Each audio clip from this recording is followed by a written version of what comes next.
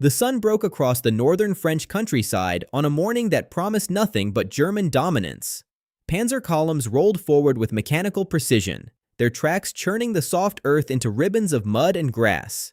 Inside the lead tank, Oberleutnant Klaus Hartmann surveyed the landscape through his commander's cupola, his breath forming small clouds in the cold morning air. The rolling fields stretched endlessly before them, interrupted only by scattered hedgerows and the occasional stone farmhouse.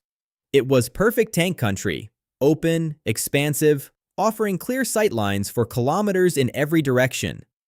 Hartmann's Panzer IV rumbled at the head of a company that had seen action from Poland to the outskirts of Dunkirk.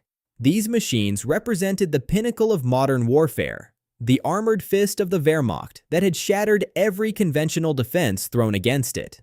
The crew had grown comfortable in their invincibility, their confidence bordering on arrogance. They had seen enemy infantry scatter before them like startled birds, watched anti-tank guns be crushed under their treads before crews could fire a second shot. The pattern had repeated itself so consistently that it had become doctrine, printed in tactical manuals and taught at training grounds. Infantry without armored support were targets, not threats.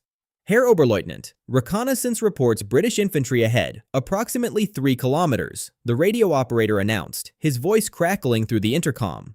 Hartmann nodded, barely registering the information as significant. British infantry. The words carried no weight, inspired no caution. Throughout the campaign, enemy foot soldiers had proven utterly incapable of stopping panzer advances. They possessed rifles that pinged harmlessly off armor plate, machine guns that did nothing but announce their positions for retaliatory fire. Some carried anti-tank rifles, clumsy, outdated weapons that required suicidal proximity to be effective. Against the layered steel of German tanks, such weapons were little more than noisemakers. The German tactical philosophy had evolved around this reality. Tanks operated as breakthrough forces, punching through defensive lines while infantry mopped up resistance. When enemy infantry appeared without their own armor, the engagement became a massacre rather than a battle.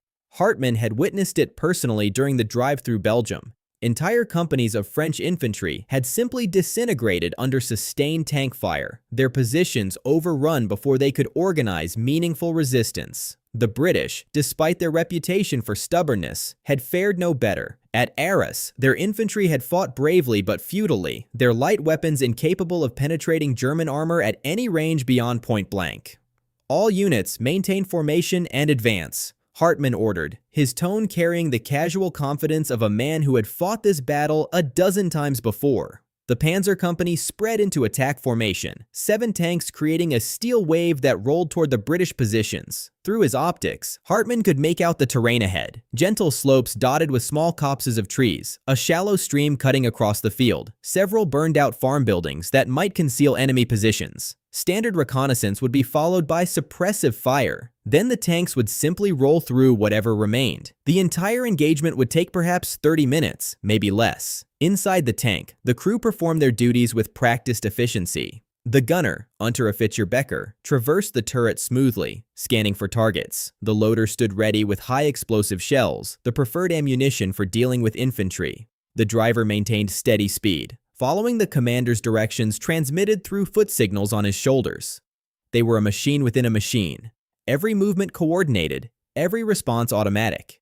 They had survived this long because they functioned as a single organism, reacting to threats before conscious thought could slow them down. But beneath the confidence, beneath the mechanical precision, something felt different about this morning. Hartmann couldn't identify the source of his unease, couldn't point to any specific element that differed from previous engagements. The British positions ahead seemed quiet.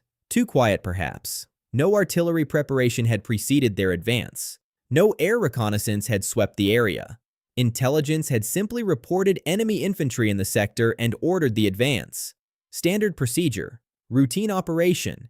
Yet some instinct, honed by months of combat, whispered warnings that Hartmann's rational mind dismissed as post-combat nerves. The other tank commanders showed no such hesitation. Lieutenant Steiner's voice came through the radio, joking about reaching the coast before nightfall. Sergeant Weber speculated about what they might find to loot from captured British supply dumps. The casual banter filled the command frequency, the sound of men who had forgotten what it meant to be genuinely afraid. The Panzer arm had given them a sense of invulnerability, transformed them from mortal soldiers into untouchable gods of war. Their steel shells protected them from bullets, their cannons could demolish any structure, their mobility allowed them to dictate the terms of engagement. What could infantry, mere men with rifles, possibly do against such overwhelming technological superiority? The distance to the British lines closed to 2 kilometers. Hartmann raised his binoculars, studying the terrain with more care than usual. Still nothing moved in the fields ahead. No telltale muzzle flashes, no signs of hasty retreat, no white flags of surrender. Just empty countryside bathed in morning light, peaceful and deceptively tranquil. Perhaps the intelligence had been wrong. Perhaps the British had already withdrawn during the night, recognizing the futility of standing against armor without support. It wouldn't be the first time reconnaissance reports had proven outdated by the time tanks arrived. "All units, maintain vigilance," Hartmann transmitted, though he couldn't articulate why the order felt necessary.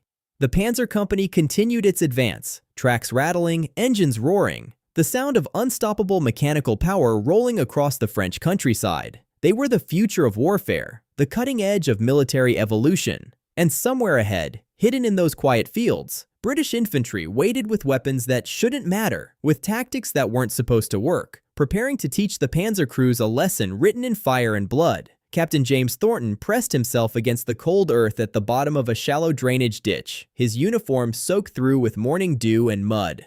Around him, spread across 200 meters of seemingly empty countryside, his company of British infantry lay in positions that would have appalled any textbook tactician. They occupied no prepared trenches, possessed no concrete bunkers, commanded no dominant high ground. They simply waited in whatever cover the landscape provided, ditches, small depressions, behind the sparse hedgerows that crisscrossed these northern French fields. It was hardly an impressive defensive position, but then again, they possessed hardly impressive defensive weapons. Thornton mentally cataloged his company's anti-tank capabilities with the grim humor of a man facing impossible odds.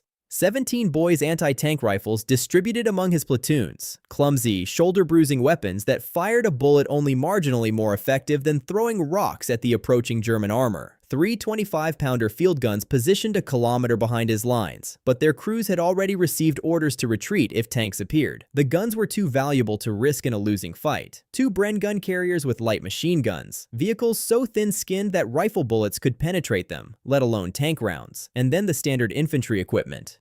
Lee Enfield rifles, grenades, bayonets, determination, and not much else. "Sir, I can hear them now," Sergeant Davies whispered from his position 3 meters away. The older NCO had served in the previous war, had survived the Somme and Passchendaele, but his weathered face showed concern of a different quality now. Trench warfare had been horrific but comprehensible.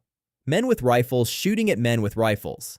An equation of mutual vulnerability. Tanks changed that equation entirely. They brought industrial invulnerability to the battlefield, transformed combat into a one-sided slaughter where flesh and determination meant nothing against rolled steel plate. The rumble of diesel engines grew louder, accompanying the distinctive metallic clatter of tank tracks. Thornton raised his head just enough to peer over the lip of the ditch. There, perhaps 1,500 meters distant, the German panzers appeared like a line of gray beetles crawling across green carpet. 7 tanks in a loose formation, advancing with the confidence of a force that expected no serious opposition. Standard German tactics. Tanks would suppress the infantry with machine gun and high explosive fire, then roll through the positions, crushing resistance under their treads. Any survivors would be left for following infantry to mop up. Clean, efficient, devastatingly effective. British doctrine for infantry facing tanks without armored support was brutally honest. Retreat if possible, surrender if not.